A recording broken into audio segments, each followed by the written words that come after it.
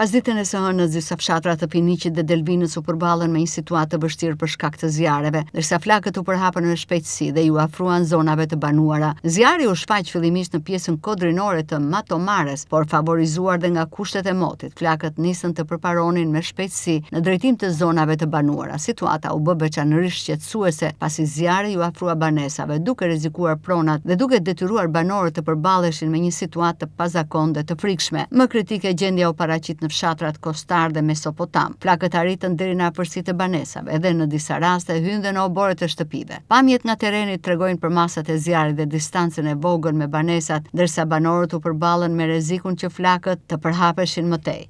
I rrezikuar ishte edhe fshati Vllahat, ku forcat zjarfikse u pozicionuan pranë banesave për të parandaluar avancimin e flakëve drejt zonës së banuar. Në terren u angazhuan një numër i konsiderueshëm forcash dhe mjetesh, ndërsa policia u përfshi në menaxhimin e situatës dhe në evakuimin e banorëve nga zonat më të rrezikuara. Për shuarjen e zjarrit në Kostar të Piniqit u angazhuan dhe 3 helikopterë, të cilët ndërhyn nga ajri në përpjekje për të frenuar përhapjen e flakëve. Ndërhyrja nga ajri u kombinua me punën e ekipeve zjarfikse në terren dhe forcave të policisë, të cilat u përqendruan në mbrojtjen e banesave dhe garantimin e sigurisë së banorëve. Situata u përkeqësua gjatë pasdites teksa zjarri vijoi të avanconte dhe u afrua gjithnjë më shumë pranë shtëpive. Për disa orë vatra paraqiti rrezik serioz për zonat e banuara, ndërsa era favorizoi përhapjen e flakëve. Përballë kësaj situate, forcat zjarfikse vijuan ndërhyrjen në disa pika, ndërsa helikopterët kryen hedhje të njëpasnjëshme të ujit mbi batrat aktive. Paralelisht, forcat e policisë monitoruan zonat e rrezikuara dhe u angazhuan për largimin e banorëve aty ku situata e kërkonte. Pas disa orësh ndërhyrje intensive, gjatë mbrëmjes situata nisi të vijej nën kontroll.